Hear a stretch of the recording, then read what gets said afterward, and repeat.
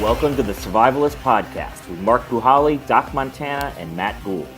In each episode of the Survivalist Podcast, we look at different events and catastrophes that could happen to you. Then we give you the knowledge, resources, and recommendations you need to survive. The Survivalist Podcast is brought to you by Forge Survival Supply. Find peace of mind for your family at Forge Survival Supply. Founded by United States Marine Corps veterans, Forge is the premier destination for quality American-made survival and emergency preparedness products. Freeze-dried foods, water filtration, fire starters, fully equipped bug-out bags. Find everything your family needs to stay safe, protected, and nourished during times of uncertainty at ForgeSurvivalSupply.com. As a listener of this program, Forge Survival Supply would like to give you an additional 10% savings. That's right, an additional 10% off your entire order, plus free shipping by entering discount code SURVIVOR at checkout. That's ForgeSurvivalSupply.com and use discount code SURVIVOR. This podcast is sponsored by Epic Water Bottles and Pitchers. Every year, millions of Americans get sick from drinking contaminated water.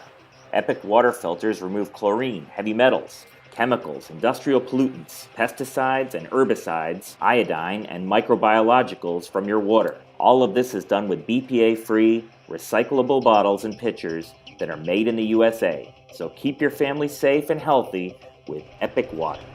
Welcome to the Survivalist Podcast. This is episode 21. This is Matt Gould. I'm here this week with Doc Montana as usual. How you doing, Doc? I'm doing great. How are you? I am great, and our special guest this week is Joel Stevens from Forge Survival Supply and Survival Cash. Joel, how are you? Hello, hello. Well, we featured Joel on a different episode. I think it was episode 3, so check that one out too. But Joel and Doc have both just been, you've left now, right? The SHOT Show in Las Vegas. Back home. We are back home. The best part about Las Vegas is leaving. So they both went to the SHOT Show. For those of you that don't know, and I confess I didn't really know what it was, but I imagine most people out there know. So there's the National Shooting Sports Foundation, which is the trade association for America's firearms industry, and they have an annual show that's in Las Vegas every year that's attended by something like 2,500 manufacturers and industry experts. Is that right, guys? Yeah, 2,500 you said? Oh yeah, I think it might be 2,500 businesses, but the population that goes to SHOT Show is around 60,000, I believe. Oh, yeah. 60,000. Sorry. So much bigger than I thought. I know that it's the 16th largest trade show in America. I know that, and is it every January? It is. It's usually right about the same time in January. It's mid-January. I've been going for, I believe, 4 years now, and it's always been at the same location, the Sands Convention Center in Las Vegas. Oh, yes. Yeah, I was totally wrong. Here I am with the SHOT Show in Las Vegas this year, 62,300 attendees in 2013, which is the last time they have data for, I guess. So that's pretty massive. Yeah, it's a madhouse. It's really interesting to see all these people. You know, you see a lot of people in, three-piece suits. You see a lot of mole ninjas walking around with, their camo gear, and, they think war is going to break out at any moment. And then you just see a lot of normal guys like me and Doc Montana just walking around, talking to people and shaking hands and trying to find out what's the latest gear coming out. Yeah, so, I think that's what we want to know is what kind of stuff did you learn from the SHOT Show? Doc, you have a whole bunch of notes, right? And Joel, you as well. Absolutely. Yeah, that's one of the things is I actually got to spend some time with some products that aren't available yet. They will be in a month or two. It doesn't change the world seeing them early, and in fact, with the Internet, it's sometimes harder to have one of these trade shows because everyone already knows what's coming out before the show. But to actually physically hold things, it helps you plan, especially when you can go from different vendors when you're looking, like I do often, to assemble kits.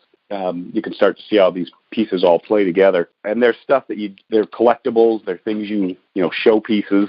If you want to go see some real armored vehicles that you can buy, rode an elevator with a guy who designs armored seats for Humvees, got to talk to him. I mean, that just doesn't happen, and you end up picking up all kinds of little tidbits of information. And people are knowledgeable. It's not quite like the store where the clerk has to show you, their limited knowledge by holding up the box and trying to read it. These are the people. Like I spent time with the optics engineer at Surefire, and just the explanations, the detail, the minutia of how these are designed and exactly what it's supposed to do and why it's so much better or different than somebody else. Spent a bunch of time talking to Ethan Becker. You probably heard of K-Bar Becker Knives. He's the guy, and so he was going over the features of what looks like a very simple knife. And then the passion, why he believes that's so good. And I think everyone that walked up said they didn't like the grips, which I don't either. And he explained why he uses them, why he actually maintains this grip that everybody else seems to hate. That was kind of a fun conversation.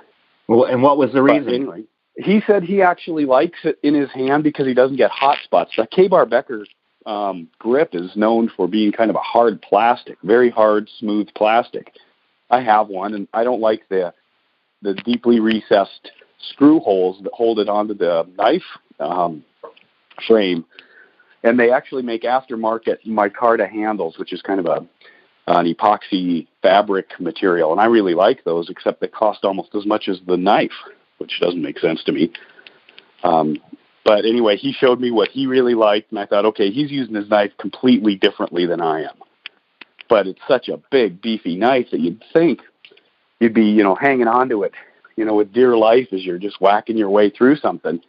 But Ethan is, I don't know how old he is. He's got to be upper 70s, so I don't think he's got grip strength enough that it really makes it hurt.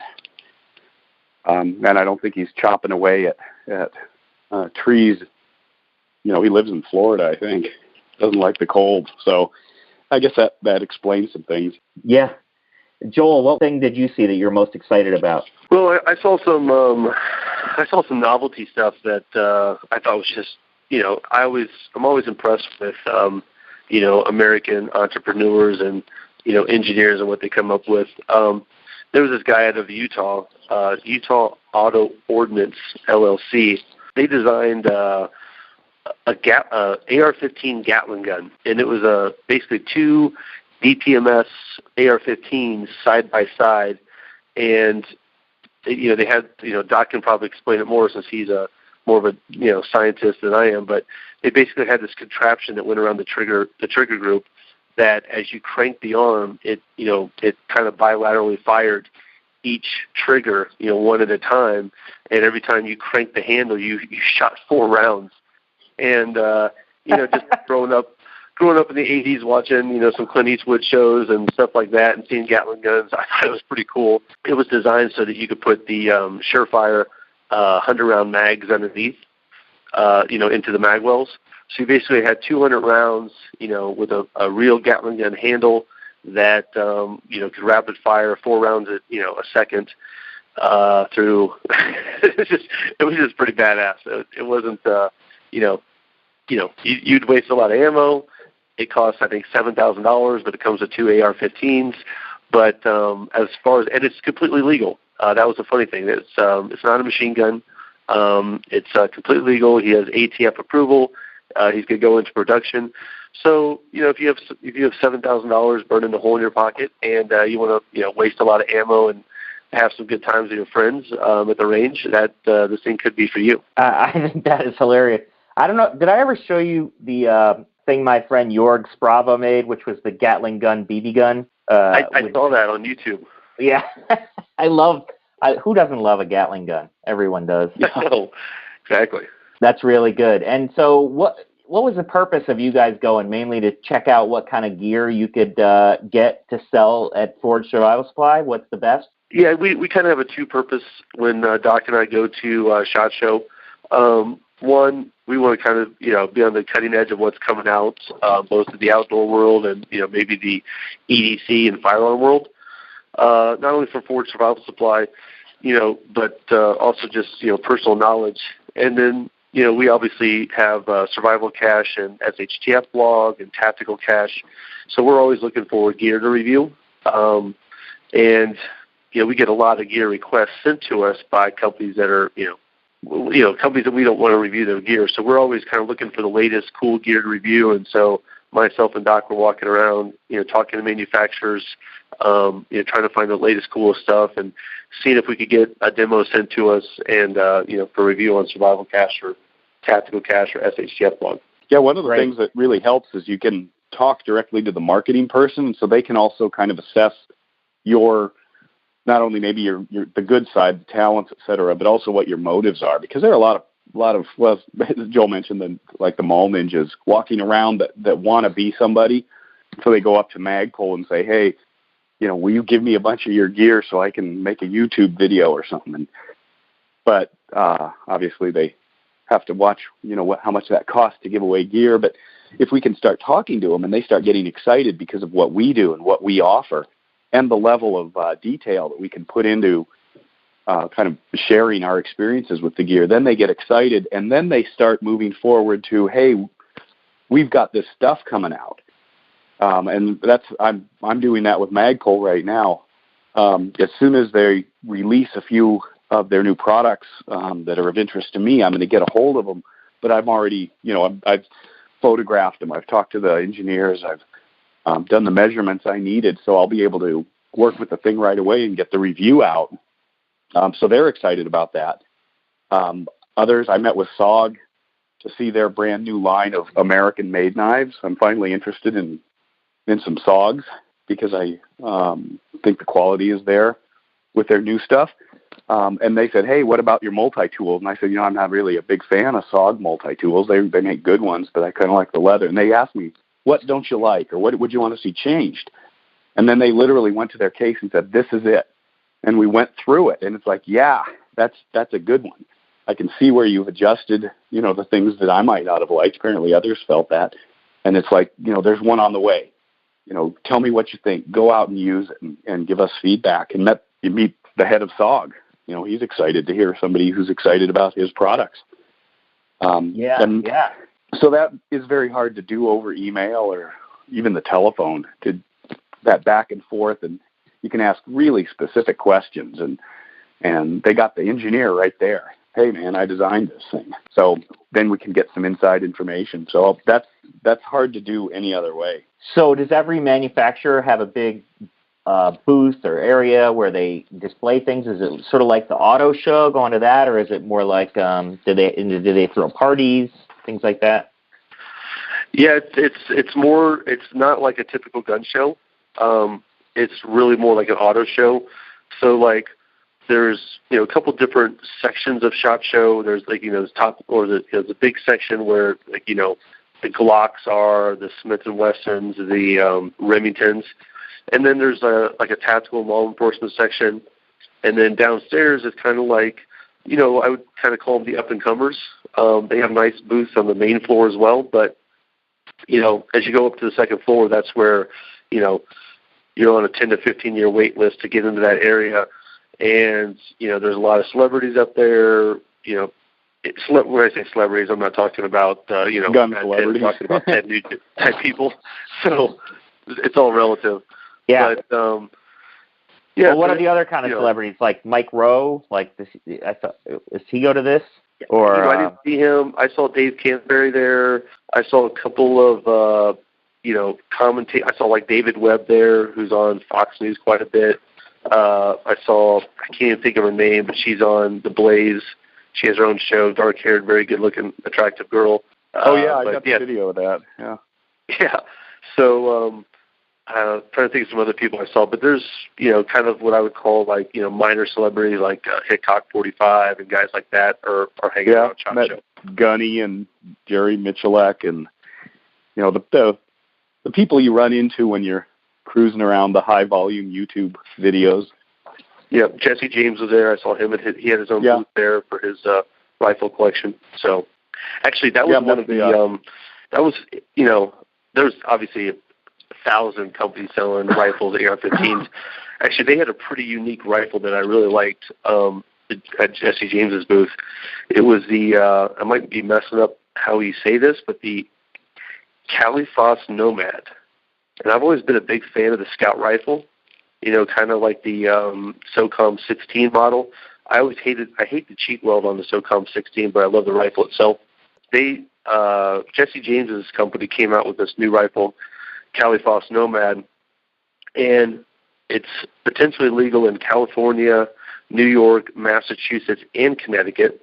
And it's really cool. It's an AR-15 style rifle. Really cool front end design. If you get a chance, check it out. But what I like about it is instead of having the normal AR-15, hand grip and stock, this has a rifle stock on it. Smooth. I'm not even sure what type of wood they use, but it just has that. If you're into the Scout rifle look and feel, it has a top rail on it, and then this just really nice like walnut style stock. And I held it a few times, and I was like, wow, if I could get one of these reviewed, it'd be pretty badass to put like some type of optic on top, and just like kind of do another review of a Scout rifle. Yep. And do they have all kinds of other stuff too that aren't weapons related? Do they have camping gear, survival gear, other stuff like that? They do. I would say that not a ton of camping gear because we also usually attend another show in Salt Lake City called Outdoor Retailer. And Outdoor Retailer is really geared towards the camping and, tent market and apparel. So, like, you go to SHOT Show, you see, the big booth is Glock. You go to Outdoor Retailer in Salt Lake, the big booth is like North Face and Patagonia and stuff like that. So, kind of two different verticals, but there's definitely a lot of companies that do SHOT Show and Outdoor Retailer. Right. Yeah, I had a strange encounter. It was a pretty cool company that makes a lot of hydration bladders and some really interesting kind of rubberized containers for water. And they've always made them for other companies, but they decided to go out on their own. I was talking to their marketing director to get a hold of some of the stuff to test out, and she was just really nervous. She said, and finally she just said, this is not at all the kind of place we normally go. Because they're selling water bottles and for endurance runners. And she's surrounded by all of this, hard tactical gear and guns. And, the people who are showing up are like Navy SEALs wanting to put it in their go bags or whatever. And she's this kind of young, hippie-ish looking, really nice woman, probably from California, that's just totally out of her element and kind of trying to get used to this new clientele. It's the first time they'd ever been to SHOT. I don't think she really understood what this was all about. But what was the name of the company? It is Hydrapak. Hydrapak. I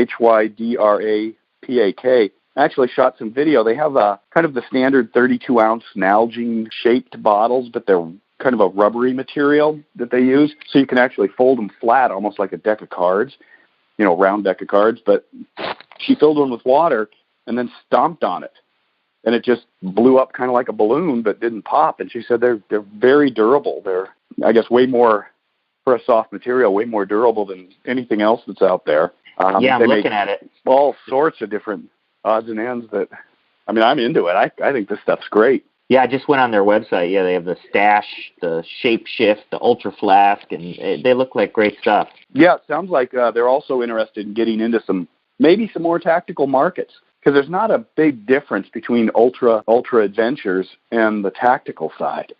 Like there's the mission and the weapon systems and things like that, but you're talking about exposure to the elements and pushing yourself to the limit and, carrying everything with you. So they're interested in, I think they left with a big idea of how they could also move into a brand new market that probably is a little stagnant right now. Hydration. Yeah. So what are the open carry laws in Nevada? Was everybody walking around armed? No, you're not allowed to have. Go ahead, Joel. Yeah. I think you're not allowed to have any type of firearm at SHOT Show. I think I didn't get wanted or anything like that, but I do believe Nevada doesn't have a very good reciprocity with a lot of states for concealed carry. My concealed carry is in Colorado, and so I couldn't carry there in Nevada.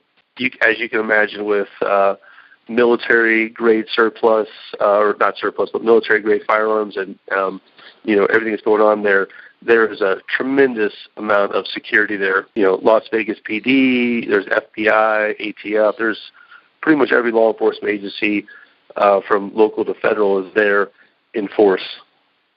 And what about in terms of hunting supplies? Was there some hunting supplies that you found to be really interesting? Well, there's an endless supply there. That's probably one of the biggest markets, from multi-$1,000 duck hunting shotguns to camo boots. Lots of clothing, lots of kind of specialty items. I didn't see much in the way of fishing except ice fishing tents. But as far as deer hunting, a lot of the major manufacturers that make, Browning and Leopold and Remington that have big hunting kind of traditional rifle presences were there in mass. And then, of course, hunting ammo, hunting clothes, hunting accessories, calls, and lots of duck type stuff, duck calls, decoys, things like that. I didn't spend much time with it, but you can't miss it. Yeah, they say that, I don't know this to be true, but I heard this somewhere that the average SHOT Show attendee over the course of a couple of days basically walks a half marathon. I don't know who came up with that statistic, but after being at SHOT Show for a few days and getting back late last night to Denver, I feel like I ran a marathon because I'm so tired. Yeah, I will tell you some areas that I think are going to blow up that, just from going to SHOT Show over the years. I think the suppressor market is going to get really big. Obviously, with Trump being elected, they're trying to pass this National Firearms Sound Act. Hearing Safety Act or something? What is it? Something like the Hearing Safety Act, Hearing Protection Act, maybe. Exactly. So I saw a lot more suppressors this year than I've seen in the past.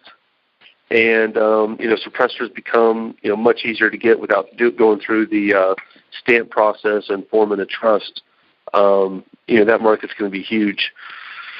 And also the EDC market, I see tons of companies, building, obviously there's always been 1,000 folding knives and stuff like that, but I'm starting to see a lot more EDC type tools that'll fit in your pocket and do multiple things. Yeah, there's a big push. SOG, that was another thing they showed me. They've got a new line of products. They're a Q series, and I asked them, is that like James Bond? Oh, no. Turns out it probably was James Bond where this came from. But they're called batons, and they look like pens almost, kind of rectangular pens, except they pull apart, and then there's a series of tools in them, scissors or pliers or knives or something. So it's almost going towards a more sedated office look with a multi-tool. But instead of folding, say, like the handles of the pliers together, they actually go out. So it looks more elongated. And, that's one of their new products that they were releasing. But, yeah, Joel's right. The EDC market is just crazy there. And obviously the concealed carry, the holster market, that thing is just blowing up as well. Well, I remember Mark saying that when you're talking about firearms, one is none. So I imagine in any state where concealed carry is allowed, there's everybody walking around with two guns on them at all times.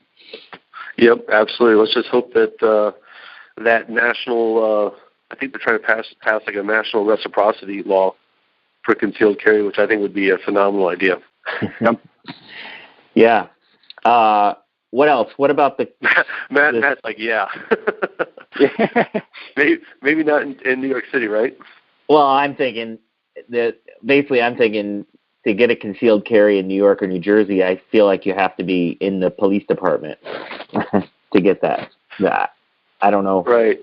That's my. So then I think, well, people are going to be able to bring them in, but we won't be able to have them. So right. Exactly. This episode is brought to you by the Perry Blade Survival Knife, designed by SAS legend Mel Perry. For more information, visit perryblade.com. That's Perry, P-A-R-R-Y, blade.com. What about, what was the silliest thing you saw? The silliest thing I saw? I saw, I don't know who uses it, but there were a lot of breaching, like heavy tactical breaching tools in the same case as, EDC carry items.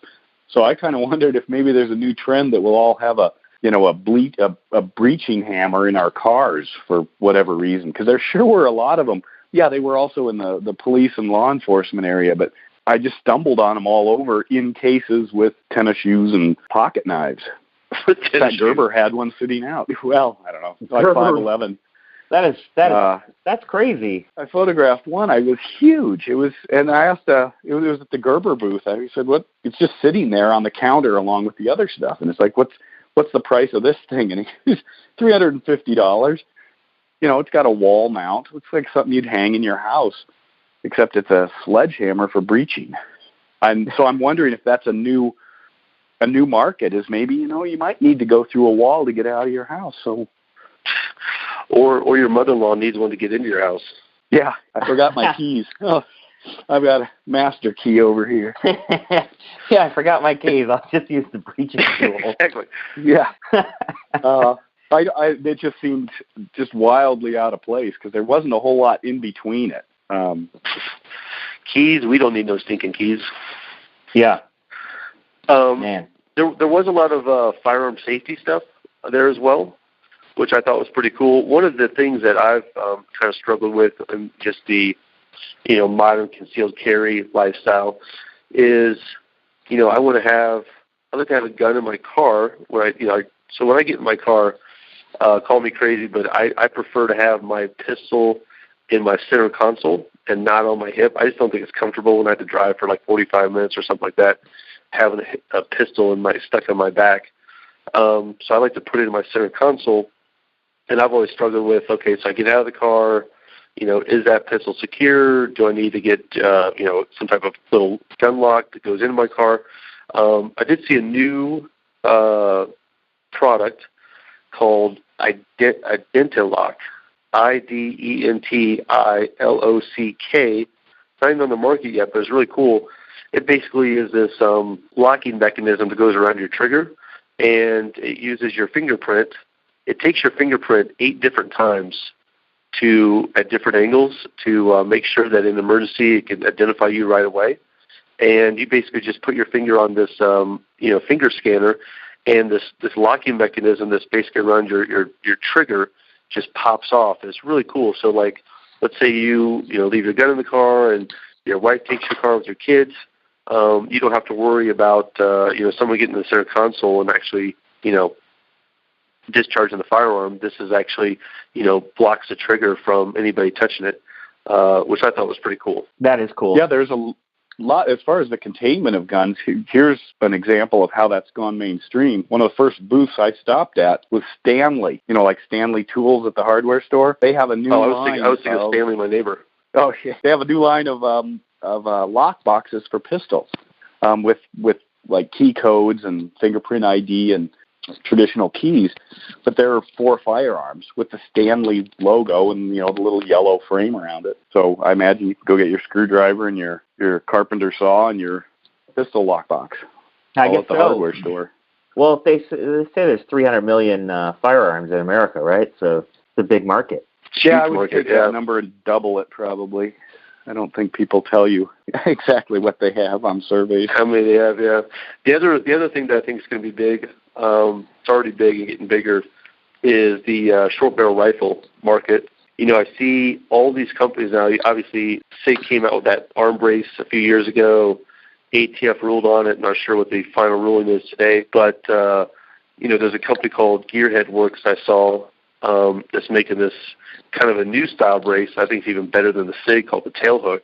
And that was super cool. So you're seeing all kinds of companies that are coming out with these different braces that, conform to the ATF rules. So you can have a, 10-inch pistol, 10-inch AR-15 pistol, and basically put these braces on the back that just make it a legal pistol still, but it's really, a short barrel rifle. Not that I would do that, but I'm just telling you that. No, nobody would. Never occurred to them. I mean, even though it looks like I would never put a brace on my shoulder and fire it like a rifle. Yeah, you'll go to prison. Exactly. Is that right? You go to prison for putting a brace on your... Technically, you could. Conceivably, if the ATF caught you shooting an AR-15 pistol with an arm brace and you had it put up to your shoulder, that would be a short barrel rifle.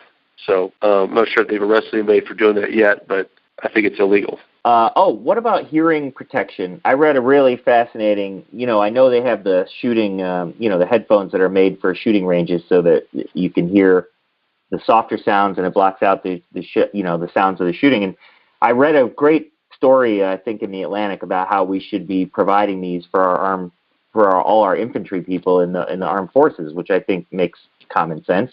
Was there any big advancements in that area? I've heard of a couple. On the low end, on the cheap end, Otis, the cleaning rifle and the gun cleaning supply company, is marketing something that was designed by kind of a university lab that basically looks like just little earplugs on a plastic tube frame, kind of like a loop or a big U shape, but it actually does redirection more than plugging your ears.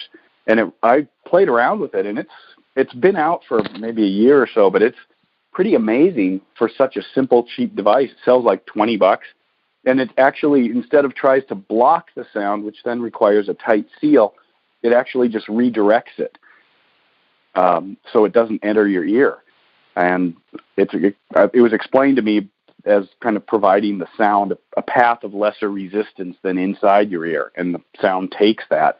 And you put them in, and literally it was kind of like when I use my Bose noise canceling earbuds. It just boom, and everything's quiet. But you can still hear talking, but I guess it takes away especially the louder noise. And then, yeah, there are some newer designs as far as, I think Surfire's got some as well. They not only make flashlights, but they also make hearing protection that has a much faster clamp time, so you can listen.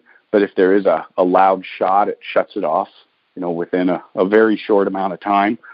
And then there are some other companies that are working on different kinds of electronic earmuffs. They're built-in radio communications. All the cool stuff you see in the movies is drifting down into the consumer market. But they're getting much better at it because it is a recognized very serious issue. Unless you're against the Hearing Protection Act, saying that it's not an issue. So I guess. What? I didn't hear you. I couldn't. Yeah, it's just that's a joke. Yeah, I know. What are you selling?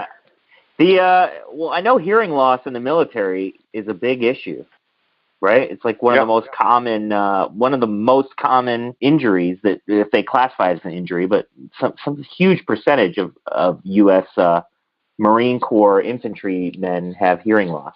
Makes a lot of sense. I mean, even hunters are losing their hearing, and from just firing a gun in the backcountry.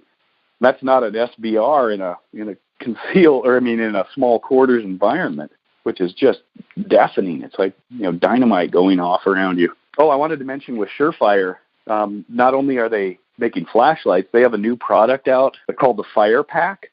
It's a 1,500 lumen light, which is quite bright. It's a USB rechargeable one, but it's designed to snap on the back of an iPhone or a cell phone. So it's this thing that looks like an old Nokia cell phone, kind of the form factor, not a flip phone, but the little small kind of rectangular ones. And it slides into the back, but they've got two different output reflectors on it that are offset. They're kind of asymmetrical, and it lights up basically the aspect ratio for video. So they're designing this, they say, for more the millennial, the kid who wants to do some pretty high-end video in a darker environment. But it also is a extra camera battery. You can charge your phone with it. I mean, not camera, phone battery. But you've got a 1,500 lumen light attached to your cell phone. 1,500 lumens is much more than most people's good flashlights. Yeah, that's pretty. It just snaps right in. That's amazing. I'll be doing a review on it. It's kind of a neat design. So they're actually trying to get into a few other markets. And what's strange is that Magpul, I talked to their marketing director. I'm looking at their line of clothes, and they make some really cool kind of water-resistant pouches and all kinds of stuff. And I'm thinking, why are you going down that road? That's a pretty big break from your traditional buttstocks and forearms and all kinds of gun parts. And he said, well, a couple of things. One is we like to produce new novel things, but also we weren't sure which way the election was going to go. And it's gone to Trump, and gun sales have taken a big nosedive. You don't have that fear. People are thinking that we're going to get more rights, maybe suppressors, maybe SBRs, maybe reciprocity, all of these things. So there's no fear to run out and get what you think might go away. So Magpul is looking at this. Plus, there's a pretty big saturation of ARs. People are trying to repurpose them, come up with new uses. So, maybe you'll keep everyone enthusiastic about buying. But they said, we don't know which way it's going to go. So we had to come out with other stuff, belts, gloves, coats, T-shirts, pouches, and carry gear to try to supplement our income. And I heard things like that from several other manufacturers, that they have to diversify because kind of the gun bubble has burst. So what else? Well, I can see that. It's like there's no obsolescence right? Like if you buy a gun, it's pretty much good for a long, long time, right? As opposed to, say, a car, which is going to, you need to get a new one every few years. Yeah, people upgrade, but a lot of folks, when they were buying maybe their first gun for concealed carry or their first AR, might have tricked it out a little bit, and then it's sitting in the closet or a safe. Well, they're not buying anything else, and maybe they don't see a need. So what else can you sell? I noticed Zippo, the lighter company, has got a whole new line of outdoor products, stoves. They're selling matches, if you can believe it or not. Hurricane matches branded Zippo. Fire starters, big fire steels, to strike with your knife or with a metal blade. That's the market Zippo's going after. Fire tinder. Wow. Yeah, that makes sense. Doc, what about one more thing you want to talk about? Well, Leopold has got a line of affordable thermal imagers that are just super cool. They're a little tube, like maybe half of a paper towel tube, not the paper towel part, but just the cardboard tube. It's about that size. They're calling it the LTO tracker, and it's got like 6 different thermal settings to look at thermal imaging, like black and white or in green or in color with temperature. It's just this little thing you look through. It's got like a TV screen on one end and the thermal imager on the other side, and they're trying to make affordable thermal imaging. And the form factor is fabulous. I've used thermal imaging, and literally you can just kind of scan through brush and see where the animals are. Yeah. And they're going after affordability and a really good form factor. Very light, very simple to operate. And that's something I think is going to take off because it puts it down into the reach of the common, enthusiast. Yeah, I see it. I'm looking at it on Amazon right now. It's the Leopold LTO Tracker Thermal Viewer, $665, which is a lot, but it looks like very high tech. Oh, that's down from $6,000. That's down from $120,000. If you look at the magnitude of dropping, you can get into thermal imaging for a couple $100, but nothing with the durability and the number of options that this thing has. Yeah, so, it looks amazing. Leopold's, that's another product diversification. It's not designed to be mounted on a rifle, though, even though people are going to be tempted. Yeah, because you're not allowed to do that, right? Is it? Yeah. Well, no, you can, but it'll probably break it. Oh, I see. It doesn't as far as the recoil. And on a kind of let me add this on the same venue. There's a company called Carson. They often make kind of science and educational equipment, but they have a new line of night vision, including a full digital night vision monocular that's smaller than a deck of cards, runs on 3 AAA batteries, and it doesn't have any of the real problems that the traditional old school Gen 1 night vision has, where you could burn it out if it hits bright lights or things like that. It's a digital one, which makes it smaller, which also makes it a lot more efficient. And the thing is not very expensive. It's the Mini Aura. Yeah, I'm looking at that one right now on Amazon too. It looks awesome. It's like you can put it on it has a keychain. You can put it right with your keys. Yeah. $88. Keychain, $88 for night vision. Yeah, I mean, $88. So, and it's Prime eligible, so you could get it the next day if you're in New York or if you're in Montana in 2 days, I suppose. So like I see this Leopold and the Carson has now handed the average consumer enthusiast Boy Scout the ability to dabble in some of these areas of say night vision and thermal imaging, that used to be just exclusive special ops and NASA. So it's I think we're going to see a boom in that, and then pretty soon, I don't know, you have night vision on your iPhone. I don't know why not. I'm pretty sure you will. Yeah, you'll get that's the iPhone, or the iPhone equivalent, just eating up everything there is, right? I that was another article I read, that like the age of gadgets is coming to a close, because pretty soon all the gadgets will be built in. Well, all those gadgets are purchased by the companies, so there is usually a year or two of gadget, and then it disappears, and then it all of a sudden is in the product. That's kind of how that works. I think I'm just going to wait till they put a chip in my head. In my eyeball. You're assuming they haven't already done that. But yeah, exactly. The barcode on the back of my neck. Yeah. This has been fantastic, you guys. I was going to wrap it up. Do you have something else you want to talk about, Doc? Well, I wanted to say one trend that I was hoping wasn't going to be a trend. I discovered it at one particular flashlight company produces a couple of lights that you actually have to hold the on button down for 3 seconds to get the light to turn on, which nobody does. They click through it and figure the light's broken. I thought, well, that's just a dumb design. It's going to go away. I saw that. I think we were together when we saw that. I thought the same exact thing, but I didn't say anything at the time. What a dumb thing. There was another company. 3 seconds. Another company's doing the same thing. So I'm shocked. I hope it disappears rapidly, but this 3-second hold down a button thing. I don't need the light now. I need it 3 seconds from now. Yeah. Makes no sense. Anyway, but I did see some super bright LED, just micro things like keys, fake keys, except the part that you'd insert into the lock is a series of LEDs that's just really bright. A headlamp that weighs just a few grams. Streamlight's got it. USB rechargeable, 180 lumens, and the thing weighs as much as a Bic pen.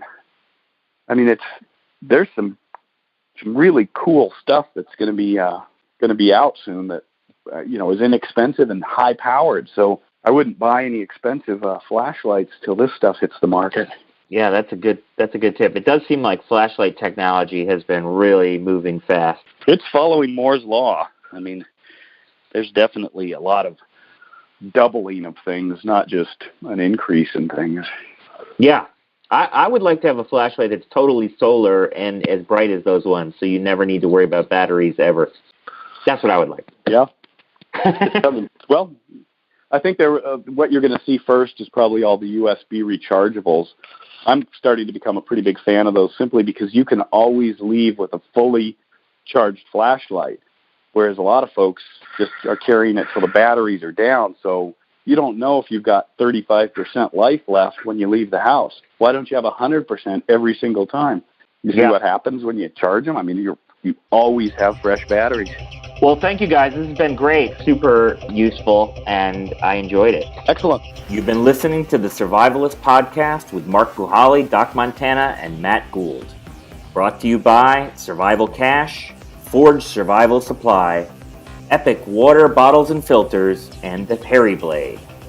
Please visit our website, thesurvivalistpodcast.com, for more information.